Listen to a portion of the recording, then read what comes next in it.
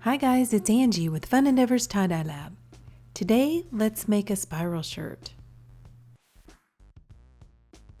The shirt's been prepped like normal, and I have it turned inside out. I'm also going to start the spiral on the back of the shirt. And I'm going to start the spiral just about level with the armpits. I want it to be a little bit above the center of the shirt. I'm starting the spiral on the back because I want the front of the shirt to lay flat and be a little cleaner when I apply the dye.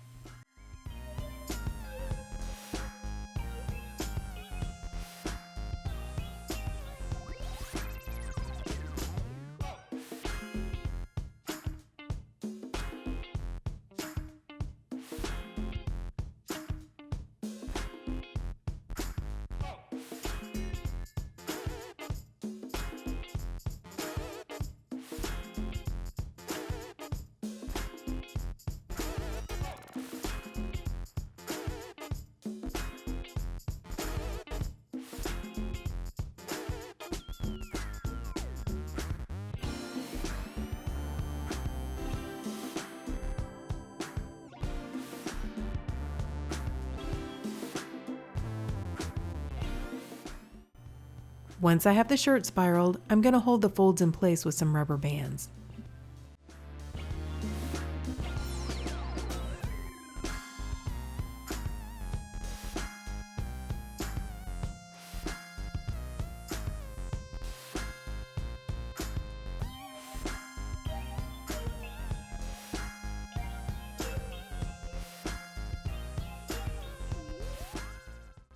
For this shirt, I'm going to use brushed steel, cardinal red, and raven black, which are all Dharma colors.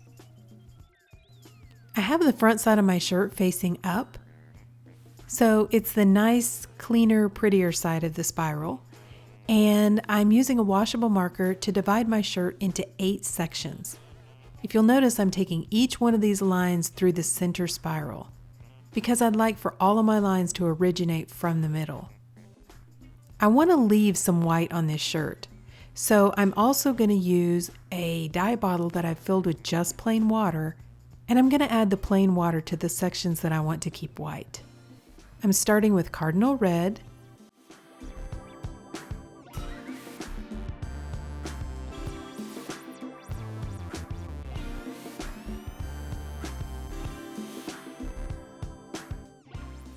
then I'm going to skip a section that I'd like to remain white and add brushed steel in the next section.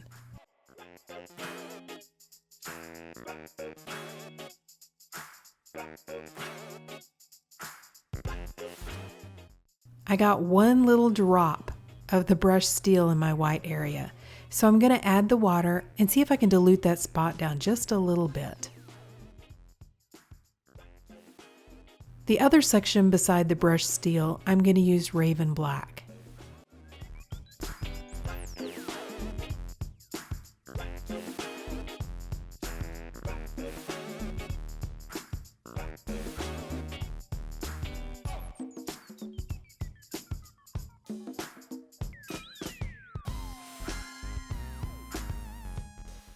For the other half of the shirt, I'm going to repeat the same color pattern. So I'm starting with the cardinal red.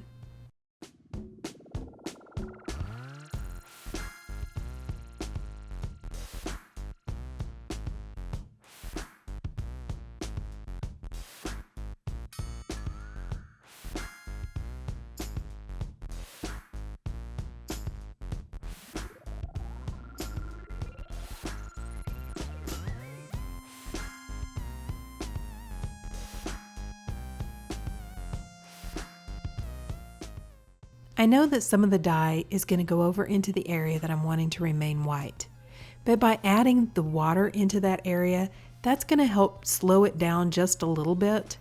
The dye is going to try to run to an area that is more dry than the space that it's already in.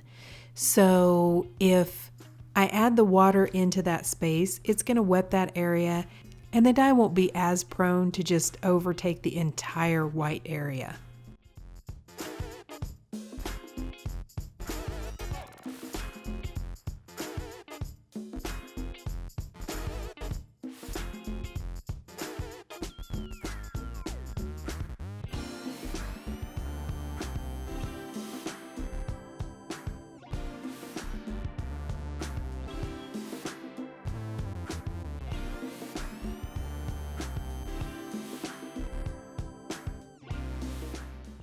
I'm going to check a few of my folds and make sure that the color is saturating all the way down through the shirt.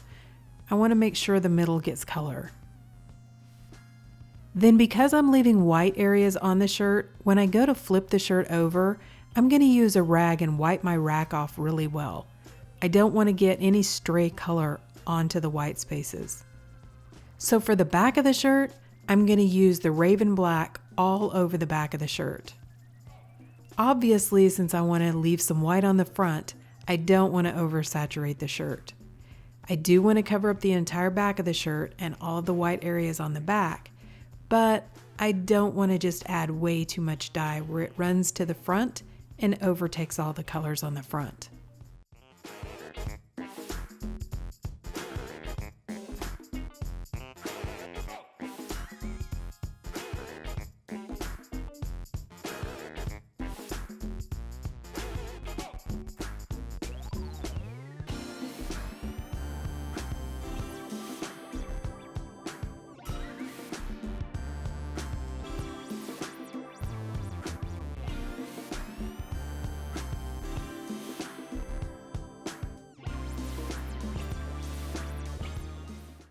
Once I have the black dye on the back of the shirt, I'm going to turn the shirt back over and allow the shirt to process with the colored side up.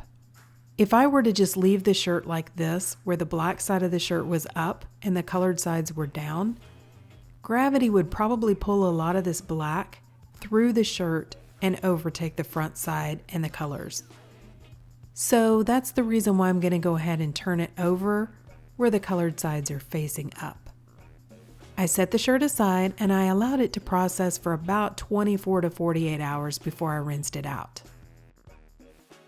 To rinse the shirt, I took it to my utility sink and I began rinsing it in cold water. Since I have white areas on the shirt, I'm going to hold the shirt in my hands and rinse those white areas first. I want to make sure I get all the soda ash out of those two areas before they get contaminated with any of the other colors that I have on the shirt. So I'm going to hold the shirt in my hands so that it isn't sitting down with all the other runoff. Once the soda ash is rinsed out of those two areas, the likelihood of them getting stained with other colors is not as great. I mean, it can still happen, but for the most part, once I get that soda ash rinsed out, I can go ahead and continue rinsing the shirt like I normally would. So to do that, I'm going to untie the shirt and then I'm going to gradually warm the water up to hot so that I can rinse out any of the excess dye that didn't bond with the fabric.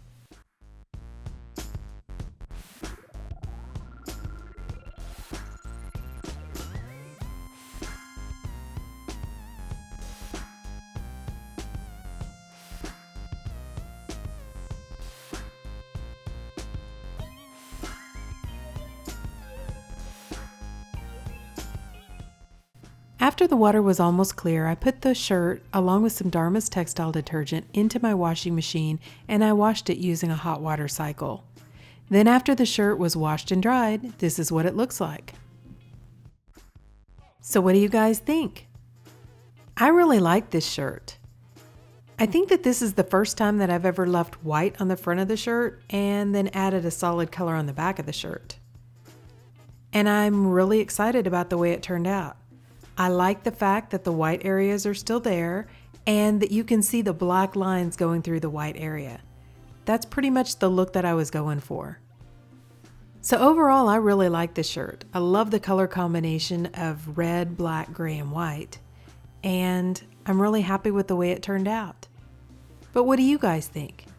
Drop me a comment down below and let me know. And I sure would appreciate it if you would like my video and subscribe to my YouTube channel.